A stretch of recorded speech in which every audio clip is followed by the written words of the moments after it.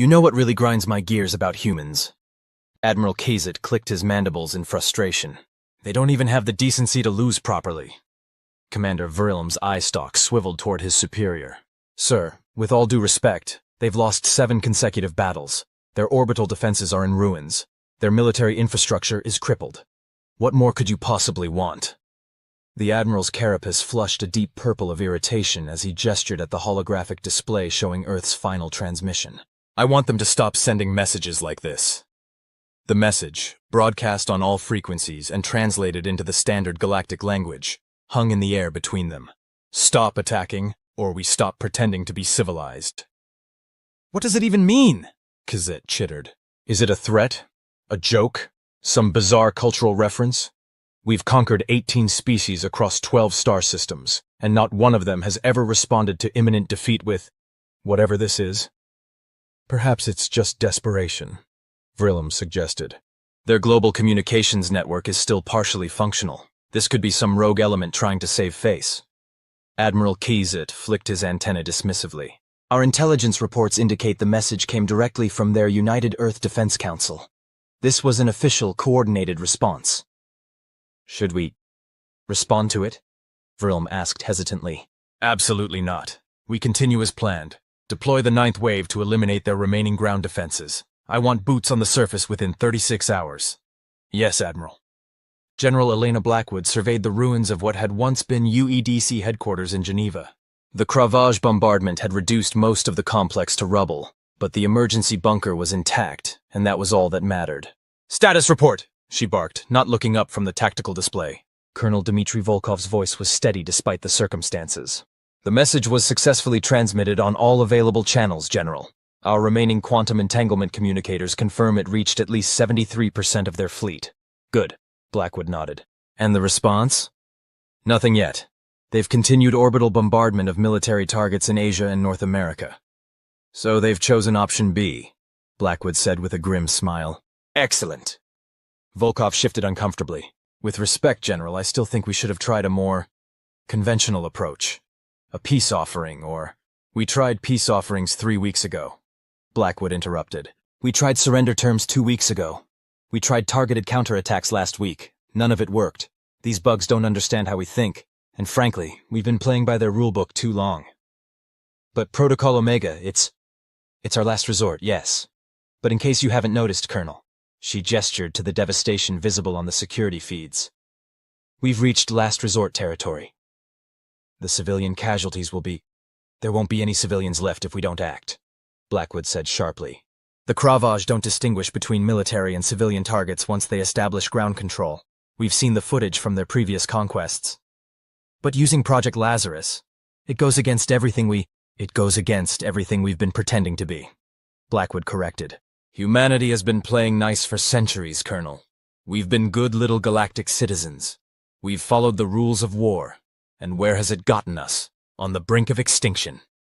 She tapped a sequence on her command pad, bringing up a new display. Do you know why we called it Project Lazarus, Colonel? Volkov swallowed hard. Because it brings back the dead? Blackwood's laugh was hollow. No. Because it brings back what we buried, what we tried to kill in ourselves. She looked up, her eyes hard. Initiate Protocol Omega. Authorization Blackwood Tango Sierra 9-1. Yes, General, Volkov said quietly.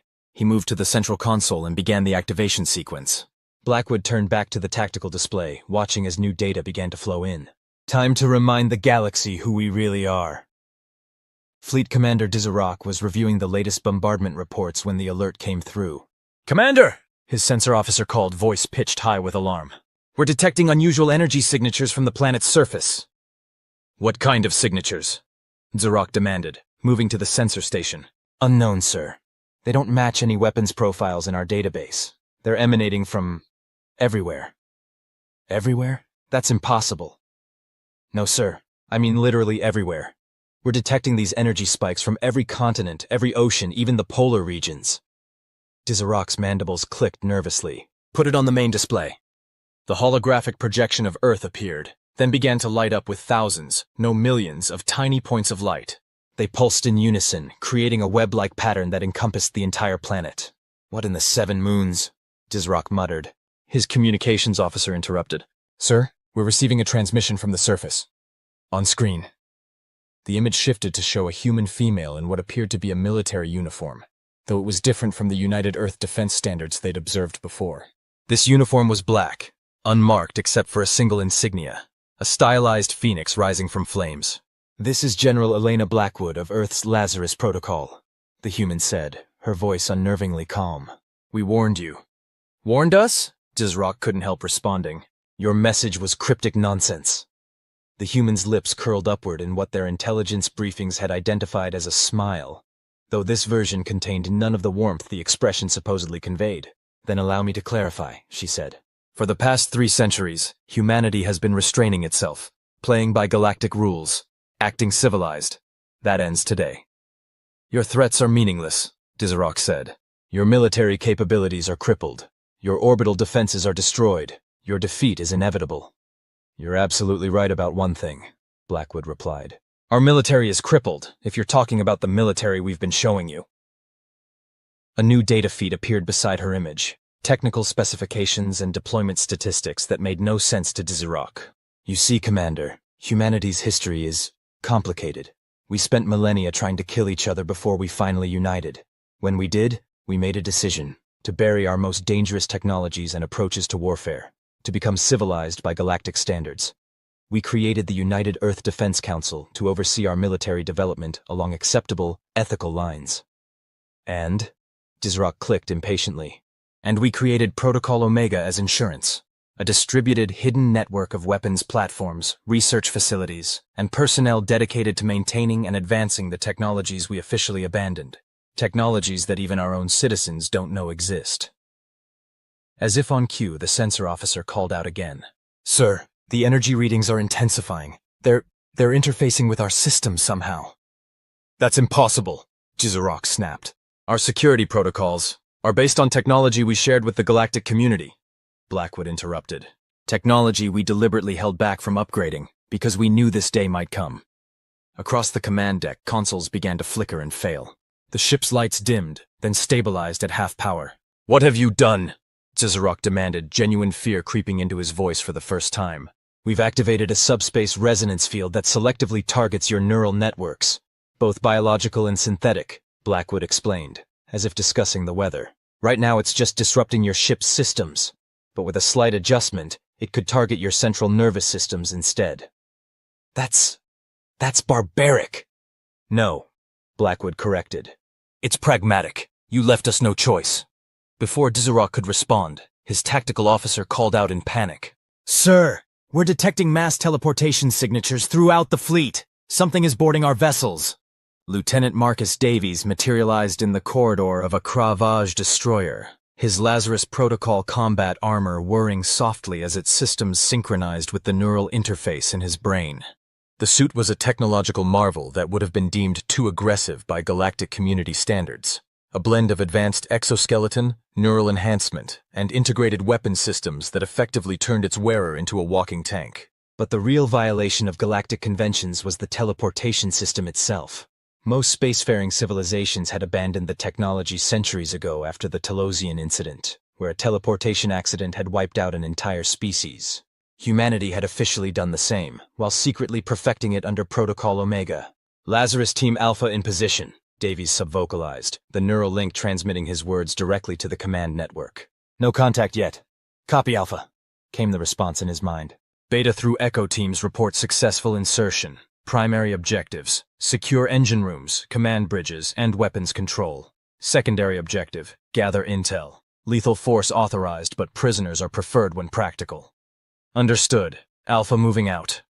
Davies signaled to his 5-person team, and they moved silently through the alien vessel, their armor's adaptive camouflage blending with the organic metallic walls of the Cravage ship. Their helmet displays highlighted optimal routes and potential threats based on real-time data being gathered by the millions of nanodrones they'd released upon arrival. Contact 30 meters ahead, his second-in-command, Lieutenant Zhang, reported. 4 hostiles, standard security configuration. Davies nodded. Non-lethal takedown. We need intel. The team split into practice formation. Davies and Zhang would approach from the front as a distraction, while the other 3 members circled around through adjacent corridors to flank the Cravage security team. As they rounded the corner, Davies couldn't help but feel a twinge of satisfaction at the mandible-dropping shock on the lead Cravage guard's face. The aliens had clearly never expected to see humans on their ship, much less ones encased in armor that made them look like something out of the sci-fi entertainment vids that had been popular before the invasion. "Hello there," Davies said casually, the suit's translator converting his words to the clicking, chittering language of the Cravage. "Lovely ship you've got. Mind if we borrow it?" The guards raised their weapons, but it was already too late. Targeted electromagnetic pulses from Zhang's armor disabled their firearms before they could fire, and the rest of the team struck from behind with precision stun batons, another uncivilized technology that humanity had officially abandoned, but secretly refined. Within seconds, all 4 guards were unconscious. "Bind them and prep for interrogation," Davies ordered. "Zhang with me. Let's get to the engine room." As they moved through the ship, encountering and neutralizing resistance along the way, Davies couldn't help but reflect on the irony of the situation. 3 weeks ago, he'd been a professor of xenolinguistics at Oxford University, with no idea that Protocol Omega even existed. Then the Cravage had attacked without warning, and he'd received the activation code that had been buried in his military discharge papers years earlier. Every Lazarus operative had a cover identity, a normal life they led until called upon.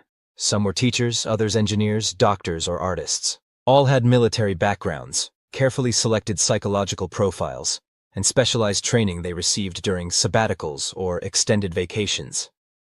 It was an elaborate deception, maintained across generations, a hidden army of humanity's most effective warriors, equipped with humanity's most dangerous technologies, waiting for the day when playing by the rules no longer worked.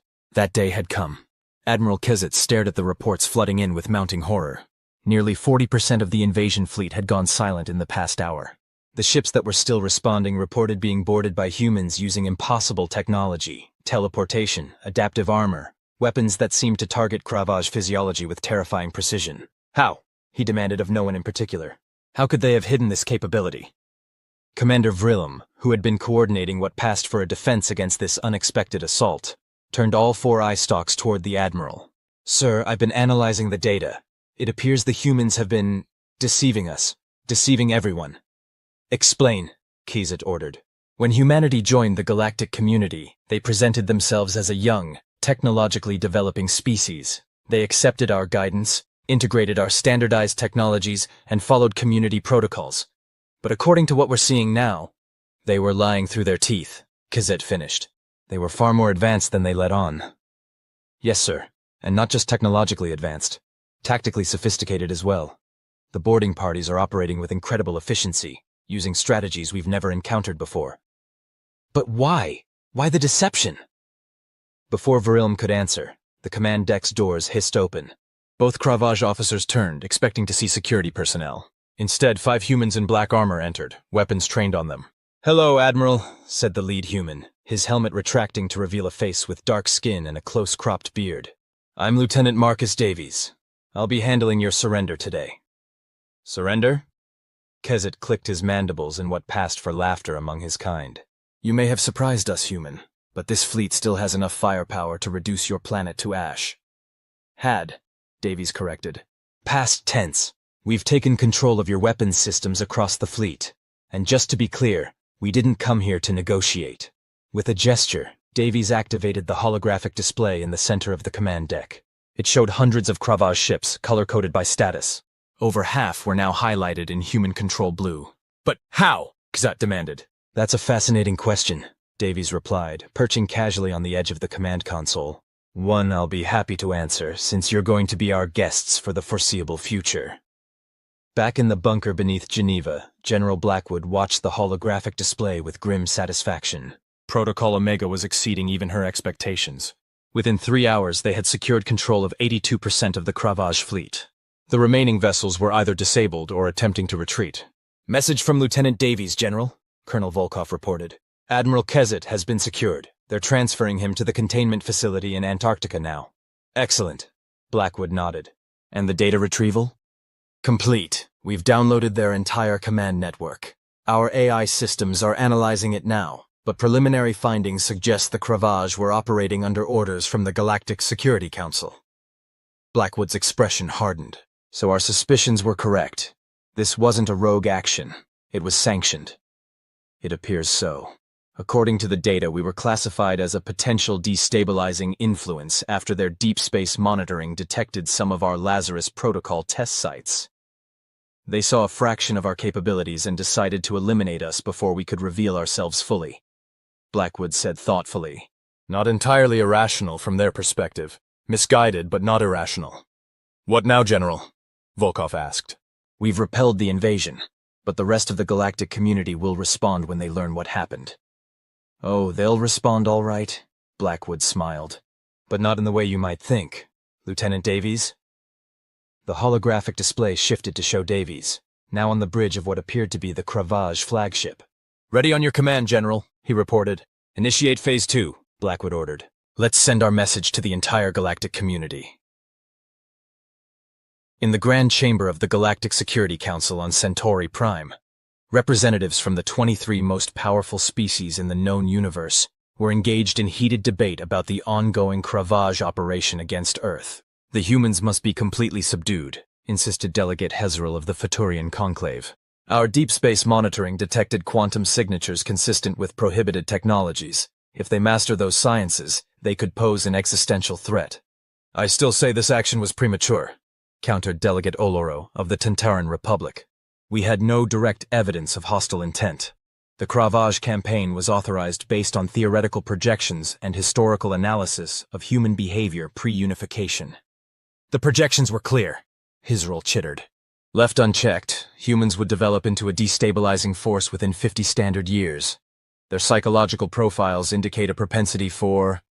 The delegate's words were cut off as every screen and holographic display in the chamber suddenly activated simultaneously. The image that appeared caused immediate uproar.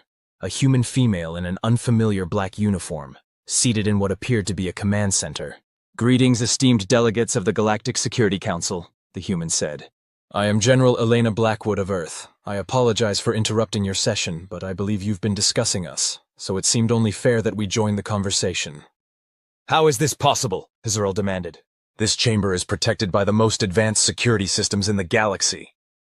About those systems, Blackwood said, her tone almost conversational. They're quite impressive. Or rather, they would be, if we hadn't designed the quantum entanglement protocols they're based on. Stunned silence fell across the chamber. Yes, that's right, Blackwood continued. When humanity joined the galactic community, we shared certain technologies. Technologies we had developed centuries earlier, but presented as recent innovations. You adopted them eagerly, standardized them, and built your infrastructure around them, never once questioning why we would so freely give away such valuable intellectual property. What is the meaning of this intrusion? Demanded the council chairperson, a Malurian whose gelatinous form pulsed with agitation. The meaning is simple, chairperson, Blackwood replied. You authorized an unprovoked attack on my planet based on fears of what we might become. I'm here to inform you that your fears were understated. With a gesture, Blackwood expanded the display to show multiple feeds. Cravage ships under human control, advanced weaponry beyond anything the council had seen before, and the captured Admiral Kazit himself, looking decidedly unhappy in his containment cell. The invasion fleet you sent has been neutralized, Blackwood stated matter-of-factly. Admiral Kazit and his senior officers are now our guests. We have downloaded their entire command network and are fully aware that this attack was authorized by this council. This is an outrage, Hezrel chittered. The Cravage operation was illegal under Article 7 of the Galactic Charter, which prohibits preemptive military action against member worlds without evidence of imminent threat, Blackwood interrupted. Yes, we're quite familiar with the charter you assumed we took at face value. She leaned forward, her expression hardening. For 3 centuries, humanity has maintained a facade. We have pretended to be less advanced, less capable, and far less dangerous than we truly are. We have followed your rules, accepted your guidance, and integrated peacefully into your community. And how have we been repaid? With betrayal and attempted genocide. Blackwood paused, letting the accusation hang in the air before continuing. The technologies you've seen today, teleportation, neural interfaces, quantum manipulation, represent a fraction of what we've developed. We kept these advances hidden not out of deception, but out of respect for the established order, out of a genuine desire to be good neighbors. If that were true, the chairperson countered, you would have disclosed these capabilities when joining the community. And would you have welcomed us if we had? Blackwood asked.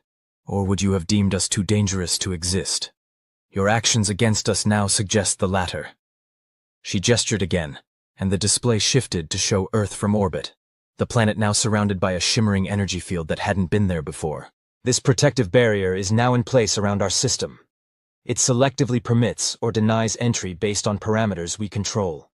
Consider it our new border security. You cannot isolate yourselves from the galactic community, Zerl protested. The economic and diplomatic repercussions will be minimal, Blackwood interrupted. We've been self-sufficient for centuries. Our dependence on galactic trade was another part of our facade, a way to appear integrated while maintaining our independence. The council chamber erupted in overlapping protests and demands, which Blackwood allowed to continue for several moments before raising a hand. Surprisingly, the delegates fell silent. I'm not here to threaten you, she said, her tone softening slightly. Despite what you may believe about human nature, we don't seek conflict. We seek coexistence, but on equal terms, not as your subordinates or your potential victims. She straightened in her chair, her posture now formal. Effective immediately, Earth is declaring itself an independent system, no longer subject to Galactic Council oversight. We will defend our borders, but we have no territorial ambitions beyond our solar system. We will continue scientific and cultural exchange with any species that approaches us in good faith, and we will return the captured Cravage personnel and vessels once we've completed our analysis of their data. And if we don't accept these terms? The chairperson asked. Blackwood's expression remained neutral, but her eyes hardened. Then we stop pretending to be civilized by your definition of the word. The Cravage fleet we captured? It's currently on its way to key strategic locations throughout Council space. Not as an invasion force, but as a demonstration. The display changed again, showing Cravage ships entering orbit around various homeworlds of Council species. We have no desire for conquest or domination, Blackwood emphasized. But make no mistake, if provoked further, we will respond with the full measure of capabilities we've kept hidden. And trust me when I say, you've only seen the tip of the iceberg. The council chamber fell into shocked silence. You have 24 standard hours to formalize recognition of Earth's independent status, Blackwood concluded. I suggest you use that time wisely. With that, the transmission ended, leaving the Galactic Security Council in disarray. Lieutenant Davies found General Blackwood in the observation dome of the Antarctic facility, staring up at the stars through the transparent ceiling. The aurora australis painted the sky in dancing greens and purples, a stark contrast to the clinical white of the facility itself. Mission accomplished, General, Davies reported. The captured ships have reached their designated positions. No resistance encountered. And our guest? Blackwood asked without turning. Admiral Kazit is ready for your interview. He's been cooperative, especially after we showed him the footage from the council chamber. Blackwood nodded, still gazing upward. The transmission was received by all 347 member worlds, as well as the independent systems. The response has been varied, but the prevailing sentiment is shock followed by pragmatic recalculation. No calls for immediate military action? None yet. The council is in emergency session, but our intelligence suggests they're leaning toward accepting our terms. The demonstration was persuasive. Davies moved to stand beside her, following her gaze to the stars. Was it always going to end this way? He asked quietly. When humanity first went to the stars, did we always plan to reveal ourselves like this? Blackwood sighed. Protocol Omega was established as insurance, not as a plan. The hope was that we'd never need to use it, that we could gradually integrate our advanced technologies into the galactic mainstream without triggering the very fear response we've just witnessed. But you were prepared for this outcome. I was prepared for all outcomes, Blackwood corrected. That's the job.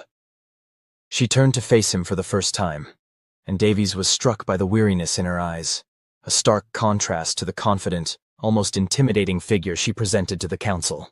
The universe isn't kind to species that can't defend themselves, Lieutenant. Humanity learned that lesson through millennia of our own brutal history. When we united and looked to the stars, we hoped to find something better. And in many ways we did. The galactic community has brought peace and prosperity to countless worlds.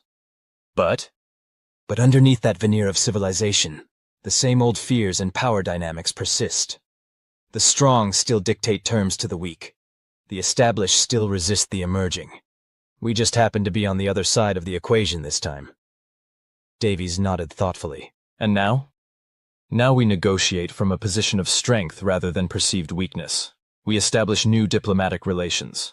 We gradually, carefully share some of our advancements, the beneficial ones, the ones that can improve lives across the galaxy without destabilizing the power balance.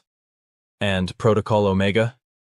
Remains active, but recedes into the background again, Blackwood said firmly. We didn't reveal all our capabilities today, not by a long shot. Some secrets should remain secret. She gestured toward the door. Come on, let's go talk to our guest. I think Admiral Kizet will play an important role in what comes next. Admiral Kizet was pacing in his holding cell when Blackwood and Davies arrived. The cell was comfortable by any standards, more like high-security guest quarters than a prison. But the force field at the entrance made its purpose clear enough. Admiral, Blackwood greeted him. I trust you've been treated well. Kizet's mandibles clicked in what Davies recognized as the Cravage equivalent of a humorless laugh. Quite well, General. Your hospitality is almost as surprising as your military capabilities. Blackwood nodded to the guard, who deactivated the force field. She entered, followed by Davies, and the field reactivated behind them. Please sit. Blackwood gestured to the seating area. Once they were all settled, she continued. I'll be direct, Admiral. Your mission failed. The Council's attempt to eliminate us has backfired spectacularly. The question now is, what happens next? Kezet's compound eyes studied her carefully. You've made your position clear to the Council. I assume my fate depends on their response. Not entirely, Blackwood replied. You were following orders, acting within your understanding of galactic security protocols. There's no personal animosity here. How magnanimous, Kizet clicked, clearly surprised. I confess, this matches nothing in our psychological profiles of humans. Those profiles were based on our public face, Blackwood explained. The face we chose to present. Like all intelligent species, we contain multitudes. Clearly, Kizet agreed. But I still don't understand why you've brought me here. If not to gloat or threaten, then why? Because I have a proposal, Blackwood said. One that could benefit both our species and potentially the wider galactic community. She activated a holographic display between them, showing a star map of the region around Earth and Cravage space. Your species and ours have more in common than you might think. We're both adaptable, resilient, and protective of our interests. We both have histories marked by internal conflicts before achieving unification, and we both understand the value of strategic thinking. You suggest an alliance? Kizet's mandibles clicked rapidly in what Davies recognized as surprise. After we tried to conquer your world, I suggest a reset, Blackwood corrected. The Council manipulated your species into attacking ours, based on their fears, but those fears were rooted in a fundamental misunderstanding of human intentions. And what are human intentions exactly? Kizet asked. To survive, to thrive, to explore and understand the universe, to preserve our autonomy without threatening others. Blackwood replied simply. Not so different from your own, I imagine. Kizet was silent for a long moment, his compound eyes fixed on the star map. The Council will not easily accept a human Cravage alliance, he finally said. Such a partnership would shift the balance of power significantly. The balance of power has already shifted, Davies pointed out. We've demonstrated capabilities that change the strategic calculation. The question is whether that change leads to further conflict or to a new equilibrium. And you believe I can help achieve this equilibrium? Kizet asked. I do, Blackwood nodded. As the commander who led the attack on Earth, your perspective carries weight. If you return to your people with a message of cooperation rather than continued hostility, it creates a path forward that doesn't involve further military action. And what would this cooperation entail? Initially, information exchange. Your analysts study our technology. Our analysts study yours. We establish diplomatic relations, cultural exchange programs, eventually perhaps joint scientific initiatives. And military cooperation? Kizet pressed. That would depend on mutual trust built over time, Blackwood replied honestly. We're not looking to create a military bloc in opposition to the Council. We're looking to create a stable relationship that benefits both our species while reassuring others that neither of us poses a threat. Kizet's antennae twitched thoughtfully. An interesting proposal, General. But why should I trust that your sudden revelation of superior capabilities stops here? How do I know there aren't more surprises waiting? Blackwood smiled slightly. You don't. Just as we don't know what capabilities the Cravage might have hidden from the wider galaxy. Trust is built on uncertainty, Admiral. on choosing to move forward despite not having all the answers. The Admiral's carapace shifted colors slightly, a sign of deep consideration among his species. "I will need to consult with my government," he finally said. "Of course," Blackwood agreed. "We'll arrange secure communications, but before you do, there's something else you should see." She adjusted the holographic display, and a new image appeared. The aftermath of the Cravage attack on Earth. Cities in ruins, landscapes scarred by orbital bombardment, refugee camps stretching to the horizon. "This is the reality we're dealing with, Admiral. Millions dead, billions displaced. Damage that will take decades to repair. I show you this not to inspire guilt, but to ensure you understand what's at stake. The next conflict, if it comes, will be even worse, for both sides." Kazit's color darkened, the Cravage equivalent of solemnity. "I understand, General, and I will convey this reality to my government. War is sometimes necessary, but rarely desirable." "On that, at least, we agree," Blackwood said, deactivating the display, "which gives me hope that we can agree on other things as well." 1 week later. The observation platform atop the newly rebuilt UEDC headquarters in Geneva offered a panoramic view of the city. Construction drones buzzed overhead, repairing damaged buildings and infrastructure with remarkable speed, one of many technologies that humanity had kept hidden but was now employing openly. Colonel Volkov joined General Blackwood at the railing, handing her a cup of coffee. "The council vote is complete," he reported. "Earth's independent status has been formally recognized by a margin of 18-5. "Better than expected," Blackwood nodded. "And the Cravage? Their high command has approved preliminary diplomatic talks, starting next month. Admiral Kazit will lead their delegation." "Good. He's a reasonable being once you get past the mandible clicking and territorial displays." Volkov smiled slightly. "The Admiral said something similar about you, actually, though he referenced human stubbornness rather than mandible clicking." Blackwood laughed, a genuine sound that Volkov hadn't heard from her since before the invasion. "Fair enough," she conceded. "What about public opinion? How are people adjusting to the revelations about Protocol Omega?" Volkov's expression turned more serious. "Mixed, as you'd expect. Relief that we survived the invasion, certainly. Pride in our capabilities. But also anger that such technologies were kept secret, and concern about what this means for Earth's future." "All reasonable reactions," Blackwood acknowledged. "We've lived a lie for 3 centuries. It will take time for society to process that." "Some are calling for your resignation," Volkov added, arguing that Protocol Omega represents an unacceptable breach of democratic governance. "Also reasonable," Blackwood nodded.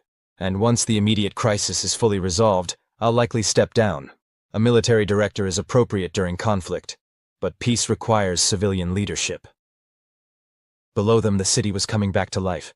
People filled the streets, shops were reopening. Children played in parks that had been combat zones just days earlier. Humanity was resilient, if nothing else. "What do you think happens next?" Volkov asked, his gaze following hers to the recovering city below. Blackwood took a long sip of her coffee before answering. "History suggests 3 possibilities," she said finally. "First, despite our show of force, someone decides to test us anyway.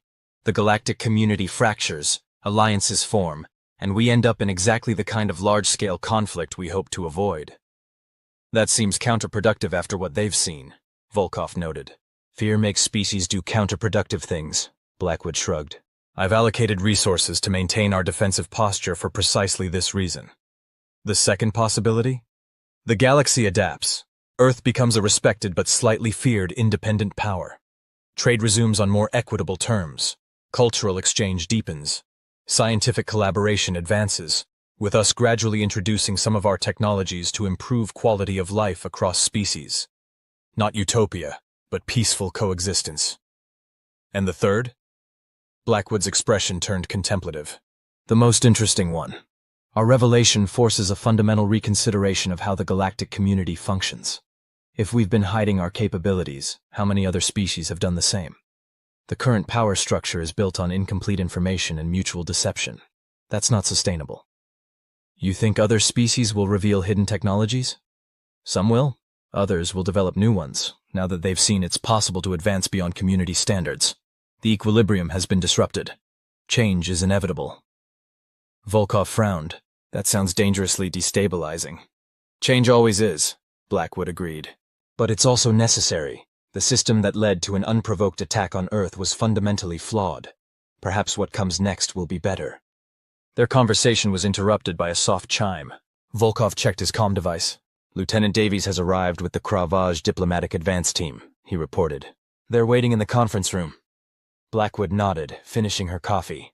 Time to get to work, then. The conference room fell silent as Blackwood entered, flanked by Volkov and 2 other UEDC officials. On the other side of the table sat Admiral Kizet, now wearing the formal diplomatic regalia of the Cravage hegemony, along with 3 representatives from his species.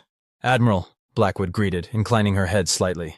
Or should I say, diplomatic envoy Kizet. The Cravage's mandibles clicked in what humans were beginning to recognize as their version of a wry smile. The promotion was unexpected, I admit. It seems my failure has been reinterpreted as an opportunity. Failure often contains the seeds of progress, Blackwood offered. Thank you for returning to Earth under these different circumstances. The High Command was persuaded by your arguments, and by the reality of your capabilities, Kizet acknowledged. We are a pragmatic species. Adaptation is our strength. Something we have in common, Blackwood said, taking her seat. Shall we begin? For the next 3 hours, they outlined the framework for what would become known as the Earth-Cravage Accord. It was a remarkable document, not just for its content, but for how quickly and smoothly it came together. Both sides were motivated by a mix of pragmatism and genuine curiosity about the other. When they finally paused for a refreshment break, Blackwood found herself standing next to Kizet by the viewport overlooking Lake Geneva. Your world is beautiful, the Cravage envoy commented. I regret that my first experience of it was through targeting systems. We're resilient, Blackwood replied. The damage will heal. Your people as well? Blackwood considered this. Healing takes different forms. Physical reconstruction is already underway. Psychological recovery will take longer. Trust, longer still. And trust is essential for what we're attempting to build, Kizet observed. Yes, which is why transparency is crucial moving forward, Blackwood agreed. The old approach, hiding capabilities, maintaining facades, led us to conflict. We need a new paradigm. Kizet's antennae twitched thoughtfully. The Cravage have a concept, tsklur, difficult to translate precisely. It means strength revealed makes peace possible. An apt philosophy for our current situation. Blackwood nodded. There is a question my government instructed me to ask, Kizet said, his tone shifting to something more formal. One that may determine the nature of our future relations. Ask it.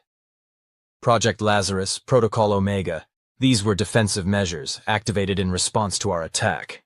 But what of your long-term intentions?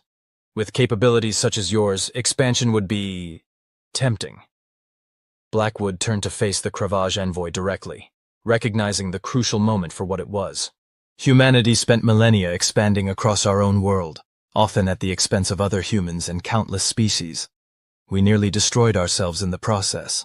When we finally unified, we made a choice to focus our ambitions upward and outward, not in conquest, but in understanding. She gestured toward the stars, just becoming visible as dusk approached. Our goal isn't territorial expansion, Admiral. It's exploration, discovery. The universe is vast beyond comprehension. Why waste energy conquering when there's so much to learn? The Cravage studied her with all 4 of his eye stalks. A noble sentiment, General, but history suggests that capabilities eventually find expression. They already have, Blackwood said. The technologies we've kept hidden weren't developed for conquest. They were developed to transcend limitations, of distance, of understanding, of physical form itself. We've been exploring the universe in ways the community hasn't imagined, without ever leaving our solar system. Kizet's color shifted to a shade Davies had identified as indicating surprise. You speak of dimensional exploration, consciousness transfer? Among other things, Blackwood acknowledged. Areas of research the community banned without fully understanding their potential. Because the risks can be managed with proper protocols, Blackwood finished. Just as we've managed the risks of teleportation, which the community abandoned after a single disaster. This is not what my government anticipated, Kizet admitted. Then perhaps our first act of trust should be showing rather than telling, Blackwood suggested. Would your delegation be interested in a tour of one of our research facilities? Not a military installation, but a scientific one. Let us show you what humanity has really been working toward all these centuries. The Cravage's carapace flushed with colors that cycled through uncertainty to curiosity. I would need to consult. Of course, Blackwood nodded. Take whatever time you need. 3 days later, Admiral Cazette stood in the observation chamber of the Prometheus complex, located beneath the Olympus Mons on Mars. The facility had been hidden from the galactic community's orbital surveys by technology that bent light and other scanning frequencies around it, making it appear as natural terrain. This is unexpected, the Admiral admitted, watching as human scientists moved through the vast chamber below. They were interacting with what appeared to be portals of some kind, shimmering doorways that opened onto landscapes that couldn't possibly exist on Mars. What you're seeing is the culmination of 5 centuries of research, explained Dr. Layla Kapoor, the facility's director. These are dimensional apertures, gateways to parallel realities that exist alongside our own. The community banned such research after the Voltarian collapse, Cazette noted, though his tone held more fascination than accusation. The Voltarians attempted to create alternate dimensions, Dr. Kapoor corrected. We're simply connecting to ones that already exist. The difference is significant, both philosophically and practically. Lieutenant Davies, who had been assigned as the Admiral's liaison, added, "It's the difference between trying to build a new house while you're standing in it versus finding a door to a house that's already been built." Kazet's antenna twitched with interest as he observed a team of researchers return through one of the portals, carefully cataloging specimens and data they'd collected. "And the purpose of this research?"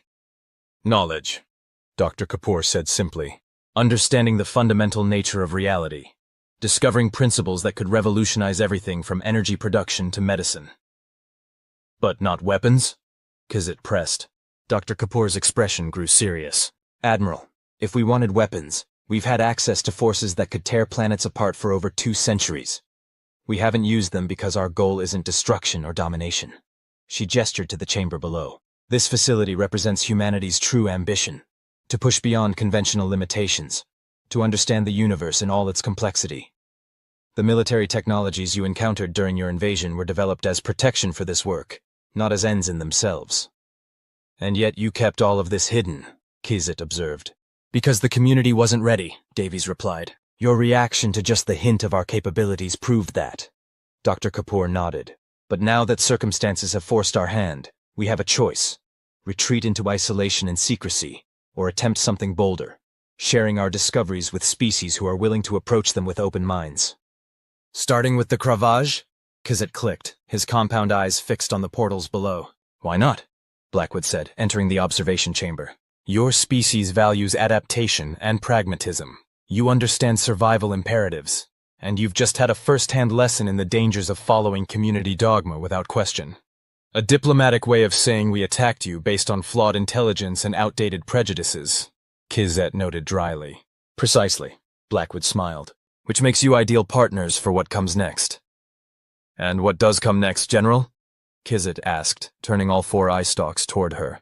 "A new paradigm," Blackwood replied. "One where knowledge is shared rather than hoarded or suppressed. Where exploration takes precedence over control. Where different evolutionary paths and perspectives are seen as assets rather than threats." "An ambitious vision," Cazette acknowledged. "Ambitious, yes, but necessary," Blackwood said firmly.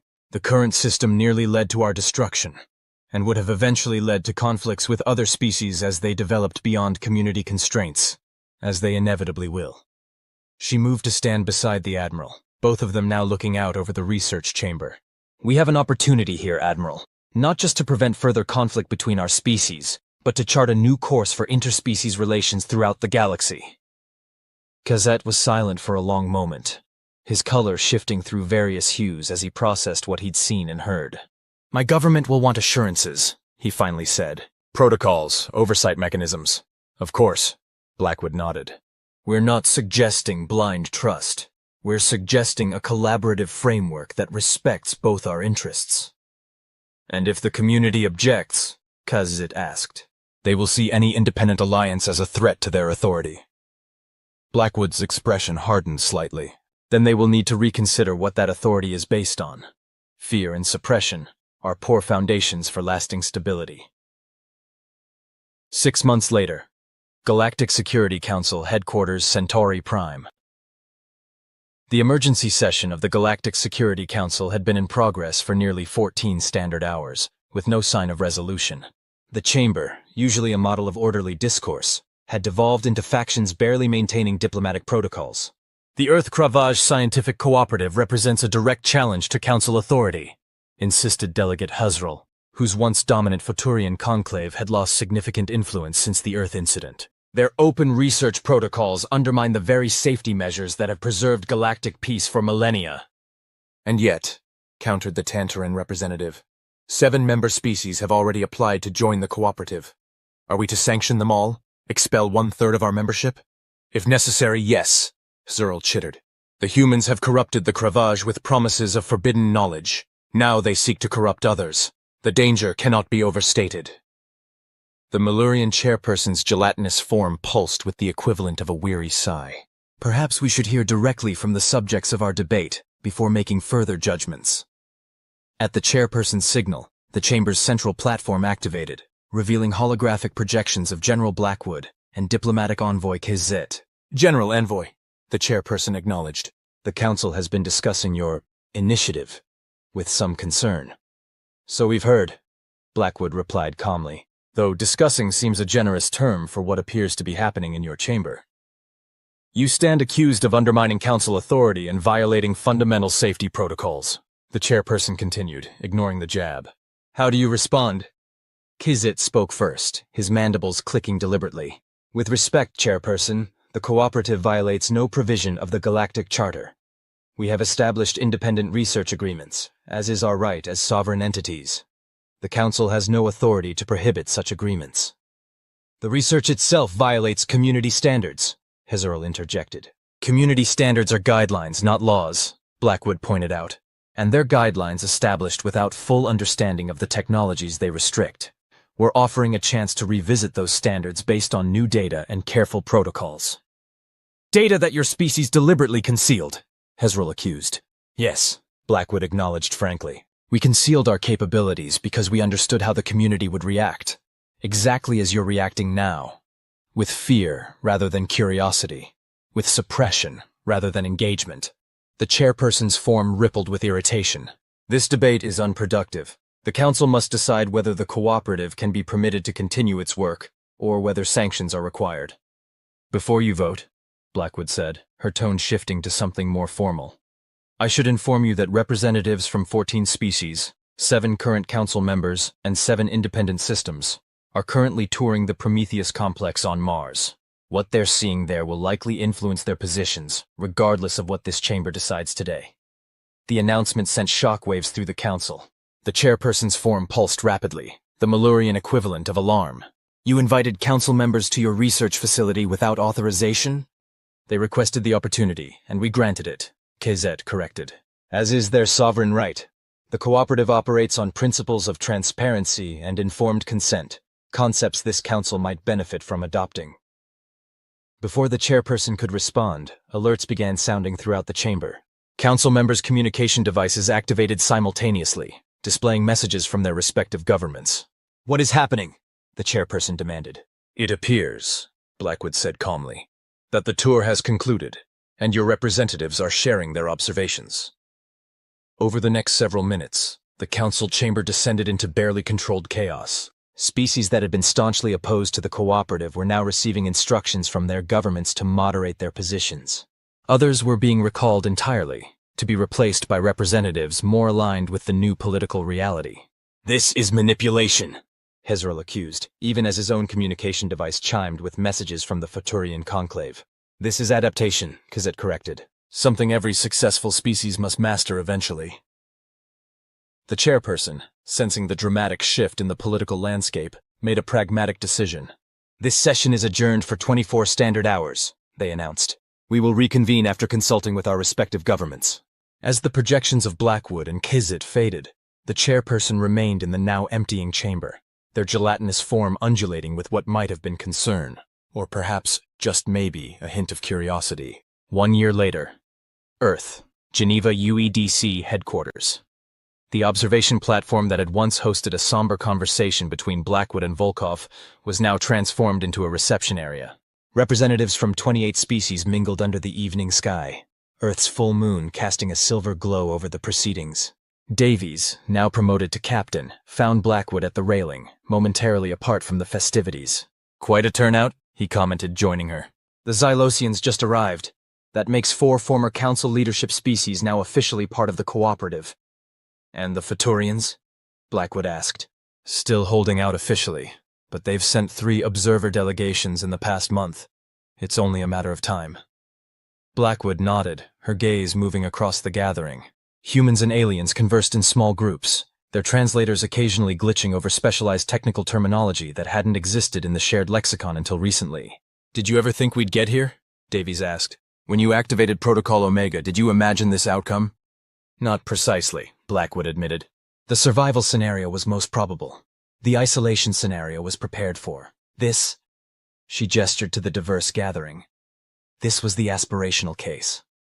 "Speaking of aspirations," Davies said, "the Civilian Oversight Committee is asking about your plans now that the transition is complete."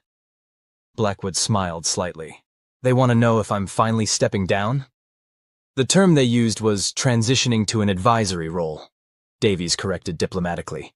"Tell them yes," Blackwood said.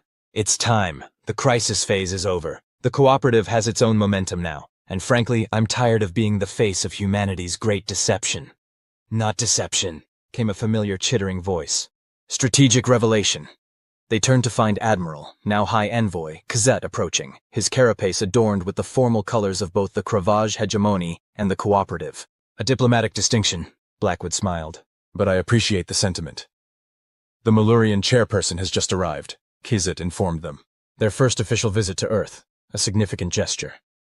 One that would have been unthinkable a year ago," Davies noted. "Much was unthinkable a year ago," Kast agreed, "including the notion that the Kravaj and humans would become allies after an attempted conquest." "History often turns on such ironies," Blackwood said. "Our greatest crises can become our greatest opportunities, if we're willing to see them as such." Their conversation was interrupted as Dr. Kapoor approached, accompanied by a delegation of scientists from various species. "General, we're ready for the demonstration, if you're available," she said. Blackwood nodded. "Of course." The group moved to the center of the platform, where a small device had been installed.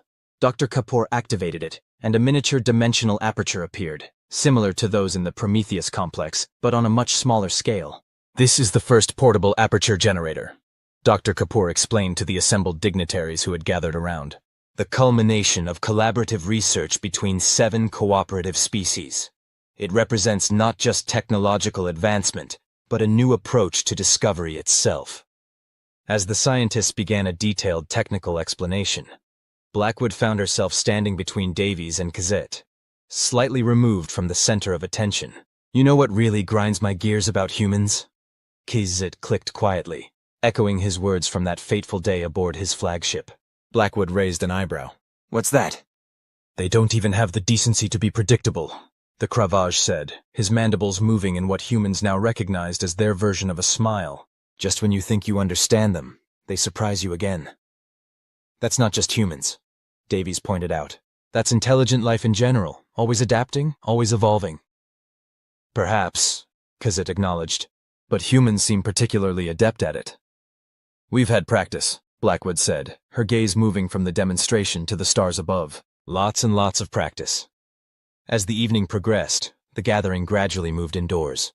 Blackwood remained on the platform alone, watching the city lights below and the stars above. A year ago, those stars had seemed like distant points of light behind an invisible barrier of community restrictions and humanity's own deception. Now they represented possibilities, new understandings, new alliances, new frontiers. The door behind her slid open, and Colonel Volkov joined her at the railing. "The Malurian chairperson is asking for you," he said. "Something about formalizing the council's new relationship with the cooperative." "I'll be there in a moment." Blackwood nodded. "They're also saying this will be your last official act as director before transitioning to civilian oversight," Volkov added. "How does that feel?" Blackwood considered the question, looking out over the city that had been rebuilt after near destruction. In many ways, it was a metaphor for humanity's journey. Devastated, then reconstructed, but with the knowledge and resilience gained through crisis. It feels right, she said finally. We've spent centuries hiding what we're capable of. Then we spent a year demonstrating it. Now it's time to move beyond capabilities and focus on possibilities. And Protocol Omega? Volkov asked quietly. Remains in place, Blackwood said firmly. Trust is building, but the universe is vast and full of unknowns. We'll maintain our insurance policy, just more transparently than before. Volkov nodded, understanding. Ready to go in? Almost, Blackwood said, taking a final look at the night sky. You know, for all our advanced technology, all our hidden capabilities, humanity's greatest strength has never been our weapons or our science. What is it then? Our ability to imagine something better than what exists, Blackwood replied, and our stubborn determination to make that imagination real. She turned from the railing, straightening her uniform one last time. Now I'm ready. Together, they walked back into the headquarters, leaving the platform empty save for the soft glow of Earth's lights below and the distant stars above, no longer symbols of separation but of connection, of possibility, of a future where understanding replaced fear and cooperation replaced conflict. A future that had begun with a simple, defiant message: stop attacking, or we stop pretending to be civilized, but would continue with a much more profound one: start collaborating, and we all become something greater. The end.